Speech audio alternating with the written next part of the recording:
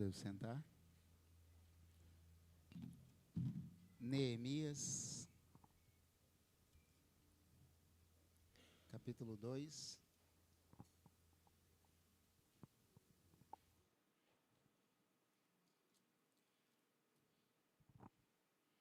Neemias, capítulo 2, a partir do verso 11.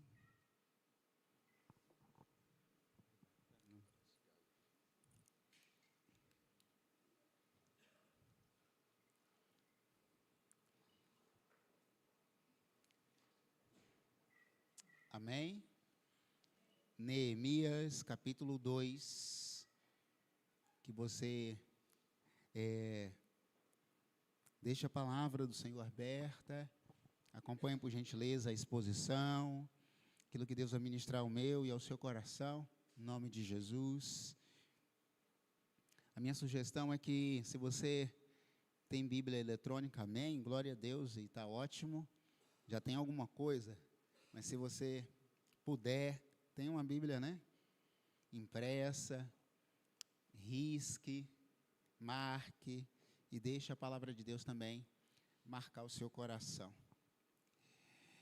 Neemias 2, 11.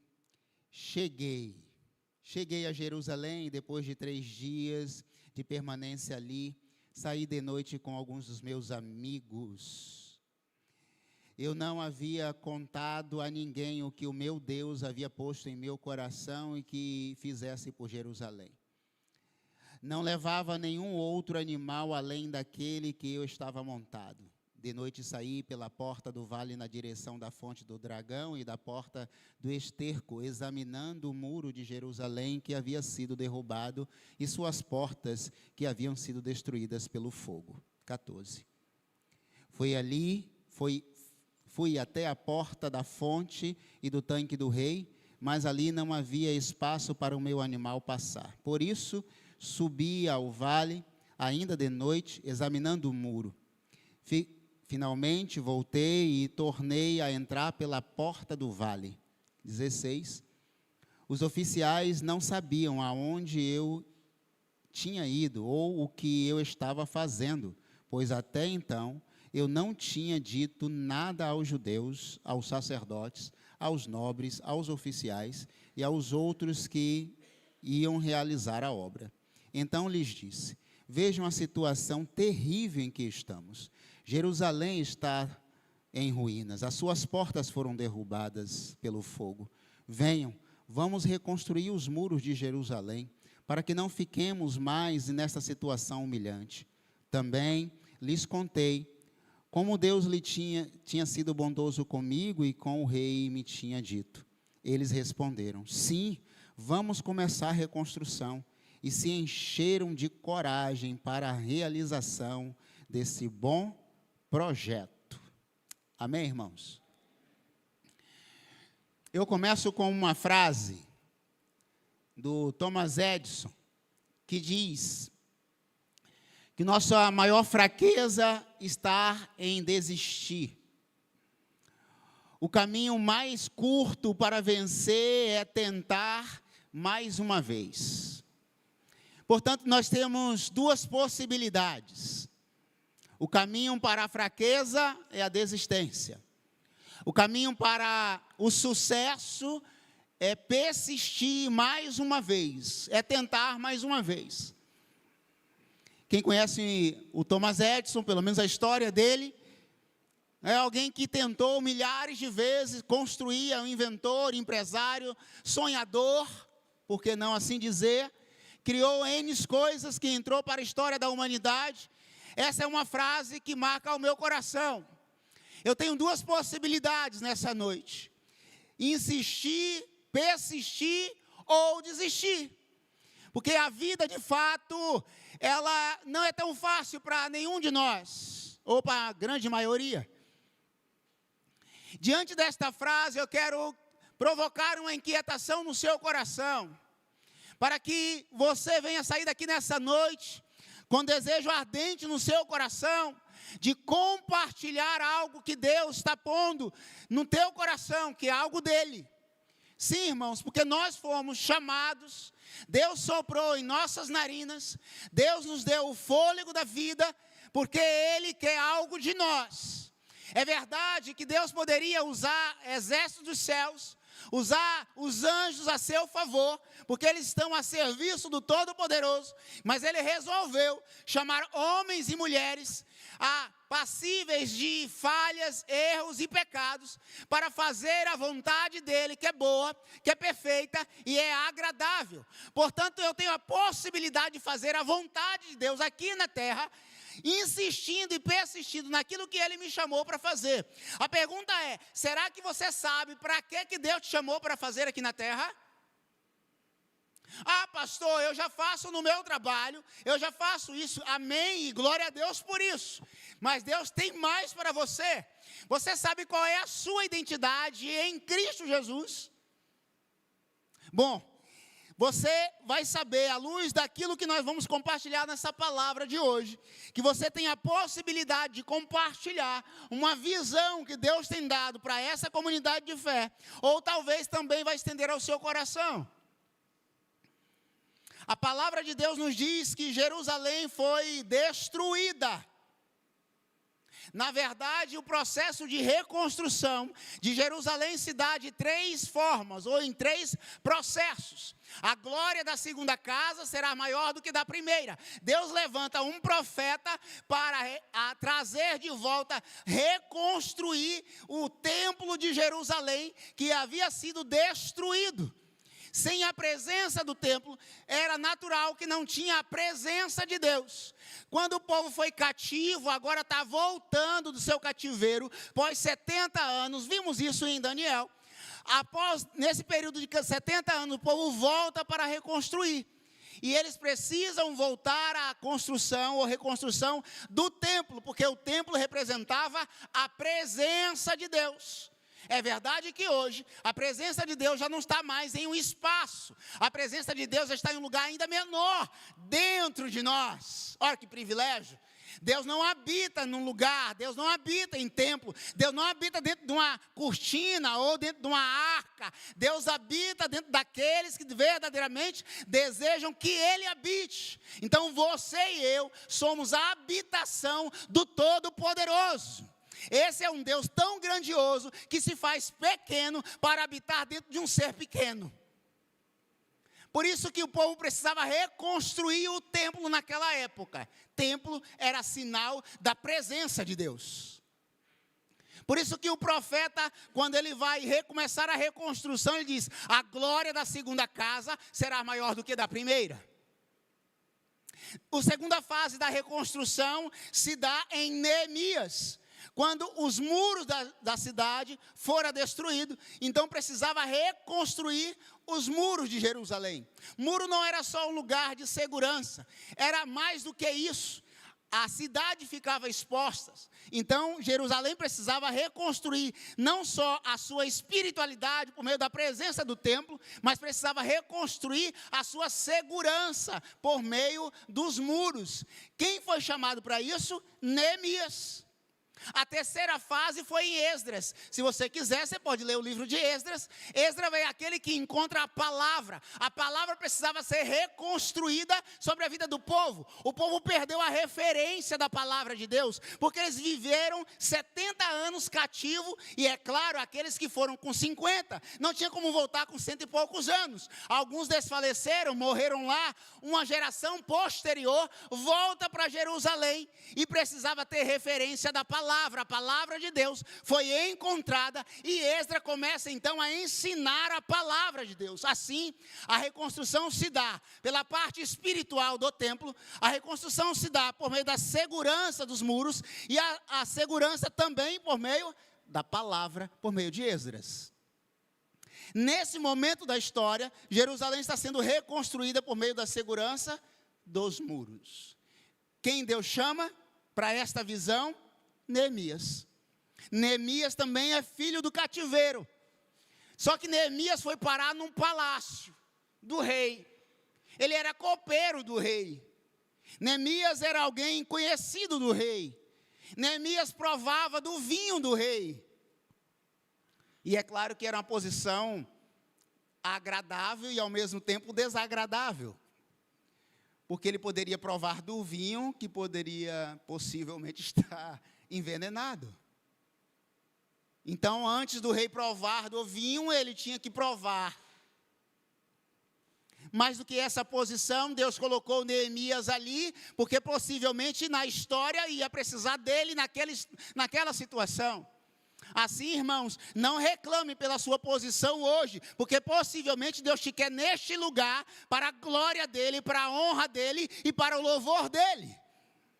Eu quero crer que Neemias não ficou se lamentando, Senhor, eu estou aqui enquanto o meu povo, os meus irmãos estão voltando para a tua cidade, está reconstruindo a tudo que é espiritual, a tua palavra está sendo pregada naquele lugar, a tua palavra voltou para a boca do povo, o templo está sendo reconstruído, e eu estou aqui, num palácio, uma posição privilegiada, porém, eu quero estar no meio do povo.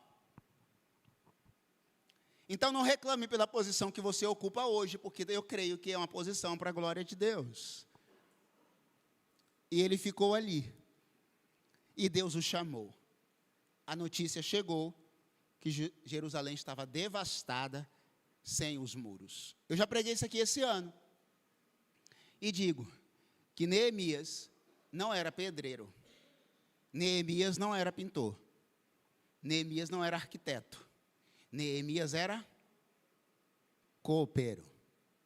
O que é que um copeiro vai construir muros, gente?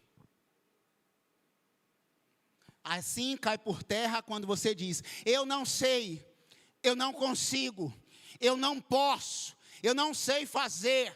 Pode ser que eu não saiba levantar muros, mas eu sei bater uma maceira. Pode ser que eu não saiba bater uma maceira, mas eu consiga carregar o saco de cimento. Se eu não conseguir carregar o saco de cimento, eu levo a areia, mas eu faço alguma coisa no reino de Deus. Não tem justificativa para aqueles que querem servir no reino de Deus, dentro de um grande projeto de Deus. Neemias poderia dizer, Senhor, eu entendo a situação de Jerusalém, até porque eu estou chorando. Por 3 meses, ele chorou, lamentou, jejuou diante de Deus pela situação de Jerusalém. É o máximo que eu posso fazer, Senhor. Mas eu não sou pedreiro, eu não tenho condições de reconstruir nada. Mas eu quero crer que Neemias, ele viu algumas reuniões administrativas do rei. Ele viu como o rei administrava pessoas e gerenciava o seu império. Ele assistiu tudo isso. Deus colocou naquela posição aparentemente difícil, porque ele iria usá-lo numa posição poderosa para a glória de Deus. Assim, irmãos, nessa noite, eu quero passar um vídeo para você que costuma dizer assim, eu não tenho condições. Eu não tenho condições de liderar nada. Eu não tenho condições de fazer nada. Eu não sei fazer nada. Eu não consigo pregar, eu não consigo evangelizar, eu não consigo liderar uma célula, eu não consigo ser um anfitrião, eu não consigo dirigir um culto, eu não consigo equalizar um sonho, eu não consigo tocar, eu não consigo pregar, eu não consigo... Meu Deus do céu, morreu o indivíduo. É tanto que não consigo. Ressuscita nessa noite no nome de Jesus. Tu consegue? Se eu conseguir, eu consigo. Você tem muito mais capacidade. Glória a Deus, irmãos. É isso aí. Cada um fazendo uma parte, o muro vai ser reconstruído. Olha esse testemunho do Paulo Mazzoni. Paulo Mazzoni é pastor da Igreja Batista, da Central. Quando eu abri minha primeira escola de líderes, foi uma maravilha, aí todo mundo queria. Então eu abri a segunda, a primeira tinha 45 alunos, quando eu abri a segunda vieram 70 membros da igreja para se preparar para ser líder de célula. Quando eu olhei, a irmã Terezinha estava lá. Aí eu falei, irmã Terezinha, o que você está fazendo aqui? Eu vou fazer o curso de líder. Mas irmã Terezinha, eu acho que você não dá conta. Mas por que, pastor? A senhora aprendeu a ler? Não. Continua. Pastor, analfabeta total. Já tinha tentado tudo, não consegue ler uma linha. Mora numa favela mais perigosa de Belo Horizonte, Morro das Pedras. Não passo por lá até hoje. ela morava lá. O marido dela ficou condenado a mais 300 anos de cadeia. Cumpriu pena 17 anos, se converteu na cadeia.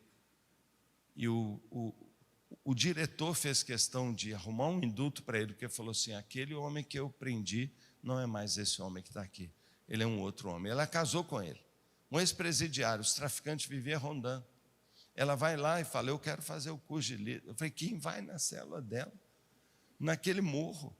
Ela falou: pastor, eu posso, pastor. Eu falei: irmão, eu vou, pastor, mas como é que eu vou mandar o estudo para a senhora vai ler? Meu sobrinho lê para mim. É ler uma vez, eu decoro tudo, pastor, e o poder do Espírito Santo. Irmão, eu fiquei tão sem graça. Escura, lá da favela, analfabeta, liderando uma célula minha. Irmão, em pouco tempo, aquela mulher começou a multiplicar a célula, multiplicou a célula. Na hora que eu parei de contar, ela já tinha multiplicado 90 vezes a célula dela. Tem uma ala assim da igreja, da minha igreja, desse tamanho, igual essa parte tampada aqui, ó. Ela sentava ali e só tinha os filhos espirituais dela. Assim, ó. Ela pegava a igreja inteira, analfabeta. Sabe por quê? Amor pelas pessoas, compaixão. Sabe por quê? Sabe por quê? Compaixão, desafio. Ela aceitou o desafio. Sabe por quê que ela alcançou aquele tanto de gente? Ela fez o sacrifício.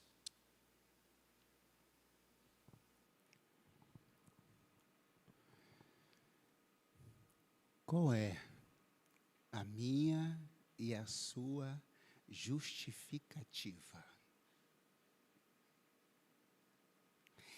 90 vezes, se eu botar aí 10 pessoas por células, dá quantas pessoas?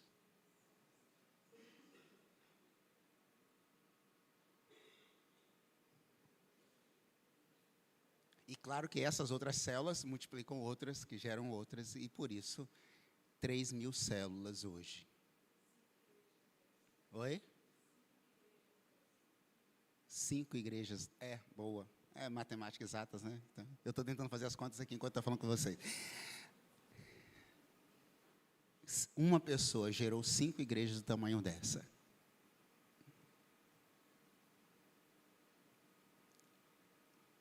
Um copeiro, uma iletrada, nas mãos de Deus, irmãos. Um improvável do interior da Bahia. Não importa. Eu só preciso ter paixão pelo que faço. Neemias sentou, lamentou, chorou, levantou e foi fazer a obra. Eu comecei com uma frase: nossa maior fraqueza é estar em desistir. O caminho mais certo para vencer é tentar mais uma vez. Qual vai ser a sua postura nessa noite? Qual vai ser a sua... Não dá, pastor, a minha casa é muito pequenininha, pastor. A minha sala é muito pequena, mas você tem um televisor lá de 100 polegadas. Que nem cabe ele. Mas cabe 10 pessoas.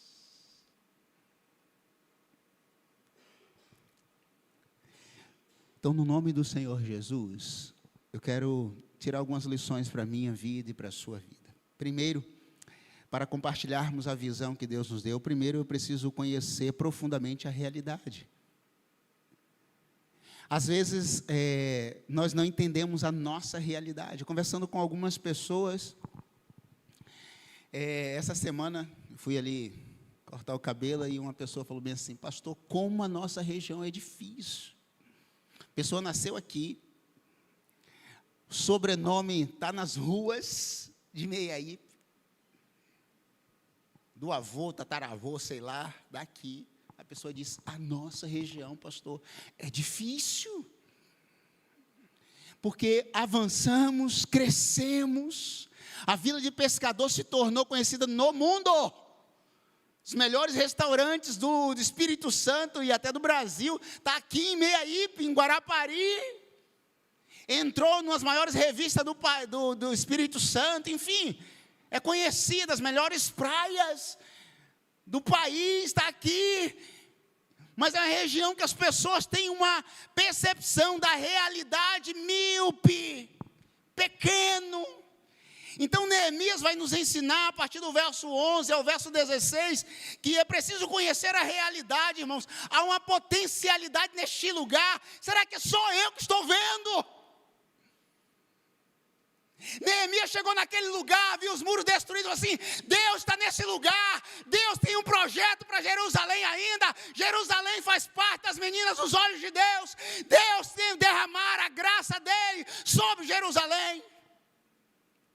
A primeira coisa que ele fez, verso 11 ao verso 16, ele juntou seus amigos e foram inspecionar os muros, conhecer a realidade. Mas uma realidade só muda culturalmente, socialmente falando. Eu preciso entender que só vai mudar quando de fato eu conhecer a minha realidade e fizer alguma coisa por ela. Crescemos, irmãos. Não somos mais uma vila. Pessoas do Brasil, fora do Brasil, do mundo inteiro, vêm para este lugar. Conhece esse lugar. Não somos uma igreja para ser uma igreja local. Somos para ser uma igreja para as nações. Foi para isso que Deus nos chamou. A menor visão de uma igreja é ganhar a cidade e atingir o mundo. Porque Deus é grande, Deus é poderoso, por isso precisamos conhecer a nossa realidade. E a nossa realidade diz que aqui tem um potencial gigantesco da obra de Deus crescer, se expandir, e esta igreja e outras igrejas serem referência do reino de Deus neste lugar. Não as boates, não as praias, não necessariamente os restaurantes, mas a igreja de Deus como referência de porta dos céus, de esperança de um lugar. Mas é preciso conhecer a potencialidade deste lugar. Quase sempre que eu trago alguém aqui de Minas, né, que é, dizem que Guarapari é de Minas, né? Primeira coisa que o Léo falou assim, deve ser muito gostoso, né, pastor, pastorear uma igreja pertinho da praia. Falei, vem ver. Fica aqui um janeiro, tu vai ver o que é bom para tosse. Ele é, mas lá também sofre da mesma coisa, pastor. Os mineiros vêm tudo para cá. Falei, mas não vem para a minha igreja não, porque eu não vi ele aqui não.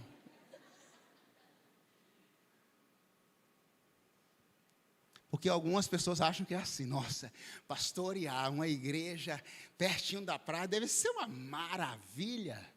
E é, irmãos. Na verdade, as pessoas estão certas. É um privilégio. Pergunta ao pastor Samuel. Está a quase 500 quilômetros de distância. Pergunta para ele. Para chegar na praia, principalmente as praias aqui, que é maravilhosa. São 400 quilômetros, irmão, de estrada. Para chegar em Guarapari, né? Tem outras praias, lógico. A nossa realidade, irmãos, aqui tem uma potencialidade. Mas sozinho não se constrói muros. Neemias não foi para lá, eu vou construir os muros porque eu sou muito bom. Não, na verdade ele não sabia nada de muro. Ele foi conhecer a realidade. Segundo, para compartilharmos a visão, é preciso comunicar a visão com clareza. Verso 17 diz assim, então lhes disse. Verso 17 ele disse assim, então lhes disse, vejam a situação terrível em que estamos. Jerusalém está em ruínas, as suas portas foram destruídas pelo fogo. Venham, vamos reconstruir os muros de Jerusalém para que não fiquemos mais nessa situação humilhante. Era humilhação, irmão, sem muros, sem segurança, a cidade ficava exposta. Era uma humilhação. Trazia a lembrança de que o rei entrou ali e invadiu Jerusalém. Mas Neemias, antes de compartilhar a visão, ele vai conhecer a realidade. Após conhecida a realidade, agora ele vai dizer qual é a visão que ele teve. O que ele precisa fazer para compartilhar. Finalmente Neemias falou, observou que tinha muita coisa para fazer. Ele apontou algumas coisas, o problema. Ele apontou a solução e apontou o propósito. Verso 17 está claro, qual era o problema? Jerusalém, os muros precisam ser reconstruídos. A solução, é lógico, reconstruir os muros. O propósito, eu vou precisar de vocês. Vou precisar de todos vocês. Eu não tenho condições. Eu vivi no palácio, mais de 70 anos servindo ao rei. Eu só sei servir ao rei. Eu só sei provar vinho. Eu só sei comer comida do rei. Eu não sei pegar em colher. Eu não sei em prumo. Eu não sei em nível. Eu não sei nada de pedreiro. A única coisa que eu sei, que Deus tem um projeto. Deus me deu uma visão extraordinária de construir o muro. Eu vou precisar de todos vocês. Ele falou do problema, falou da solução e do propósito. Grandes líderes são forjados na prática, na vivência. Quando a visão é clara, todos devem se envolver. O Grushel, no seu livro Lidere com isso em mente, ele diz assim: quando a visão é clara, as pessoas têm confiança em seguir. Nossa igreja não pode apenas possuir uma visão escrita. Ela precisa possuir uma visão compreendida. Conheça a realidade, compartilhe a visão. Por 4 anos falando da mesma coisa. Neemias ficou 3 meses orando, jejuando, chorando, lamentando. Depois ele foi, conheceu a realidade. Depois ele foi e compartilhou a visão. Todo mundo entendeu? Todo mundo pegou na colher e foi construir o muro? Não. Mas no final eu acho que alguns participaram da foto.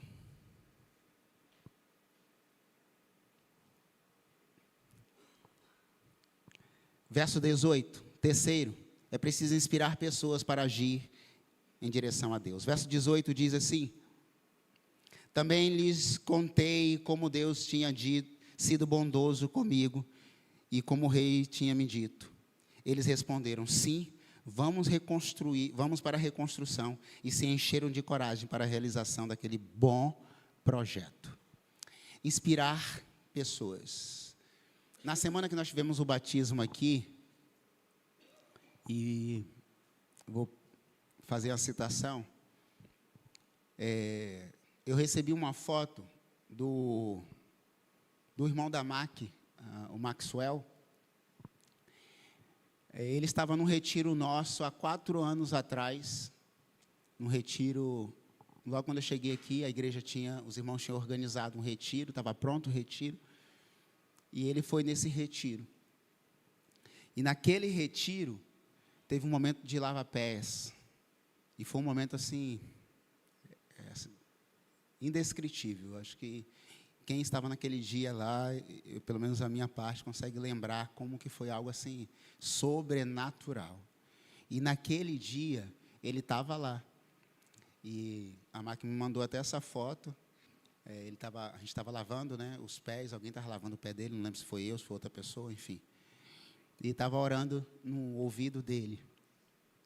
E naquela noite, irmãos, numa visão espiritual, Deus mostrou o que Ele queria para esta comunidade de fé. A semana passada nós vimos ele e outros irmãos, né, descendo as águas. Estou citando aqui, que naquele dia, foi claro que Deus falou ao meu coração o que Ele queria para essa comunidade. A visão que Deus me deu. Porque toda visão, ela é espiritual. Apocalipse nos diz que que João viu uma multidão de povos e línguas de todas as nações. Esta igreja não é para ser uma igreja só local, é para as nações.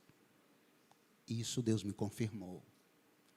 Mas Neemias disse assim: eu preciso de vocês. Sem vocês, Jerusalém vai ficar em uma situação humilhante. Neemias não motivou o povo apenas para servir, mas para enxergar o que Deus estava fazendo. Então, essa noite, você precisa enxergar o que Deus já está fazendo. Por fim, para compartilhar a visão, é preciso enfrentar a oposição sem deixar a visão. Verso 19 e verso 20. Tínhamos 3 pessoas que se opuseram à reconstrução: Sanbalat, Tobias e Gesem. Eles debocharam de Neemias, zombaram de Neemias e chegaram a dizer assim: uma raposa vai subir nesse muro, esse muro vai cair, de tão frágil que ele é. Irmãos, entendam isso. Todo grande projeto de Deus tem sempre oposição.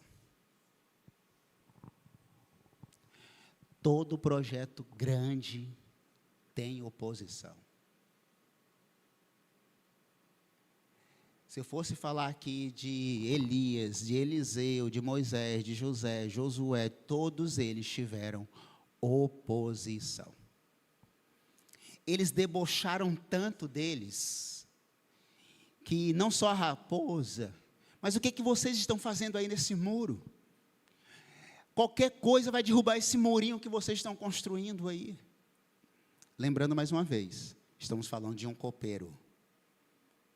Estamos falando de uma pessoa que não sabe ler e escrever. Estamos falando de improváveis. Deus sempre usou improváveis na história. Os discípulos, irmãos, de Jesus, eram a ralé da ralé para aquela sociedade. Oposição. Verso 20 diz assim, Neemias diz: eu lhes respondi, o Deus dos céus fará que sejamos bem-sucedidos. Nós, os seus servos, começamos a reconstrução, mas, no que lhes diz respeito, vocês não têm parte nem direito legal em Jerusalém. Eles eram intrusos. Eles não eram de Jerusalém. Eles não faziam parte de Jerusalém. Eles não tinham nada a ver com os muros. Eles estavam falando, dando palpite de uma coisa que eles nem sabiam. E Neemias diz assim: olha, eu tenho um projeto de Deus para fazer, e eu vou continuar fazendo o grande projeto de Deus. E tem uma ministração de um pastor que agora me fugiu a memória, que ele diz assim, que Neemias estava em cima do muro, Sanbalat, Tobias e Gesem estava lá embaixo. Essa é a posição daqueles que constroem projeto de Deus e daqueles que são oposição. Quem faz projeto de Deus está lá em cima. Quem é oposição está lá embaixo. Quem constrói projeto de Deus olha assim, de cima para baixo. E Neemias disse assim: eu não vou descer do muro porque eu tenho um projeto de Deus. Você que não tem projeto de Deus pode continuar aí embaixo. Porque é assim, quem tem algo de Deus para fazer, vai fazer. Não pare, porque tem sempre alguém tentando fazer. Para porque você não pode. Para porque você não consegue. Para porque você não é profissional o suficiente. Deus não precisa de profissionais. Deus precisa de servos. Deus precisa de homens e mulheres que desejam servi-lo com integridade. Profissionais não, irmãos. Às vezes nós queremos assim: Senhor Deus, envia isso, envia aquilo. Não, irmãos, nós não queremos profissionais, nós queremos servos, discípulos do Senhor Deus. Porque os profissionais querem dinheiro, os profissionais querem recursos, os profissionais querem aplausos, os profissionais querem reconhecimentos. O servo quer servir, o discípulo quer adorar, o discípulo quer mais, mais gente, mais pessoas. Os profissionais querem status, os profissionais querem luzes, os profissionais querem aplausos. Os profissionais, se não tiver o equipamento adequado, ele não toca, ele não canta, ele não prega. Se não tiver um microfone de alta qualidade, ele não toca. Irmãos, eu já entrei em contato com alguns profissionais da adoração. Irmãos, começar a ler o contrato, eu cansei. Porque só a parte técnica do contrato, eu dizia assim, a minha igreja não tem nem estrutura, nem para receber, nem para abrir a porta do sujeito para entrar. Porque o microfone que ele pede, os PAs, eu não sei nem o que é PA, o que eu sei é o que está ali no chão. O cachê, são profissionais da adoração. Eu não vou citar nome porque não convém. Um me disse assim, voz e violão, pastor, não a assessoria, claro que eu não tenho acesso à pessoa. É lógico, né? Voz e violão, 15 mil reais.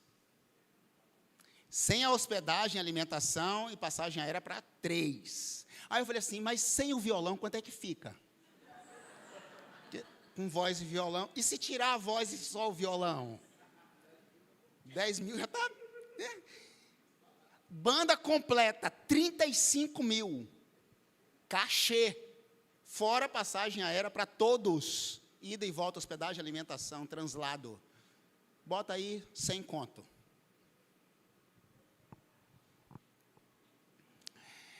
Profissionais, irmãos. Eu não estou falando que é errado. São profissionais. Servos e adoradores, outro nível.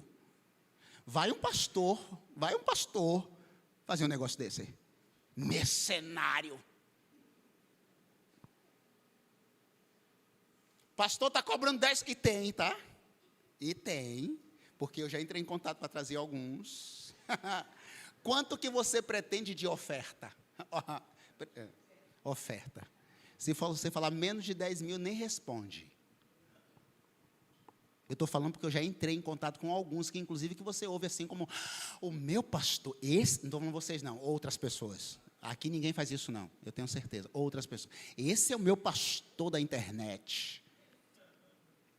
Quando você estiver no hospital, chama ele. Quando você estiver passando por um aperto emocional, chama ele. Irmãos, visão é compartilhada quando nós temos disposição para permanecer na visão. Deus não quer profissionais, quer servos, adoradores e discípulos.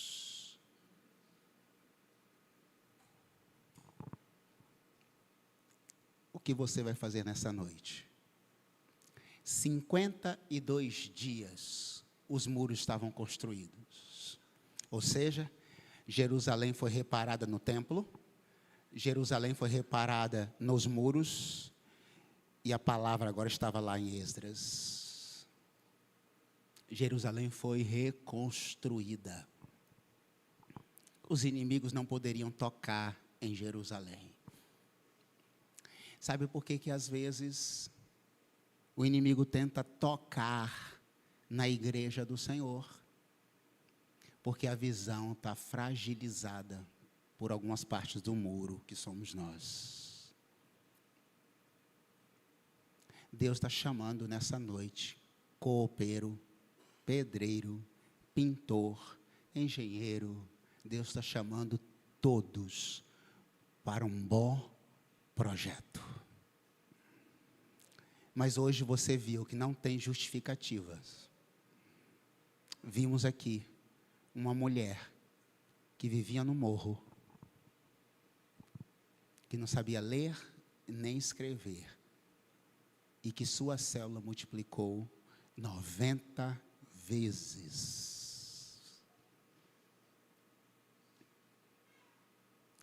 Por que que em 4 anos nós temos, graças a Deus por isso, 15 células, com mais de 200 pessoas?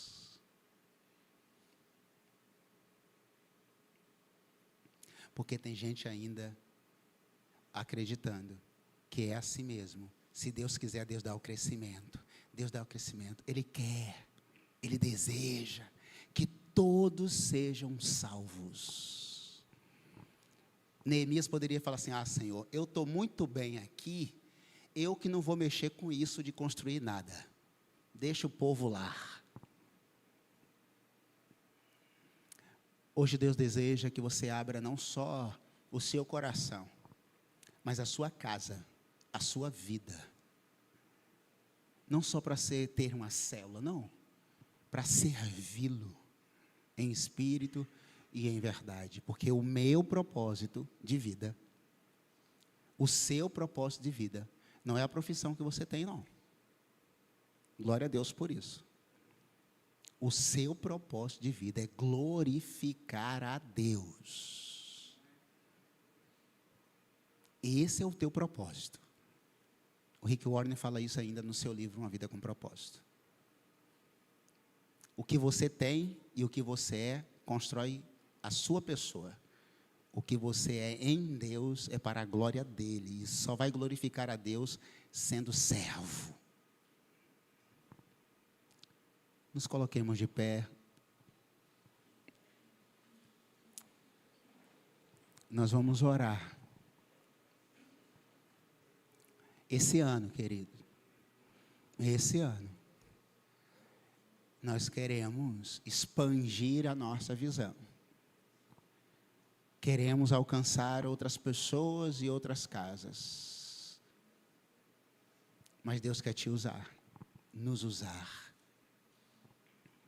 Você que está nos visitando nessa noite e entende o que Deus falou ao seu coração, que você foi chamado não para desistir, mas para persistir em um projeto de Deus. Ore conosco nessa noite, entregando a sua vida, a sua família, a sua casa.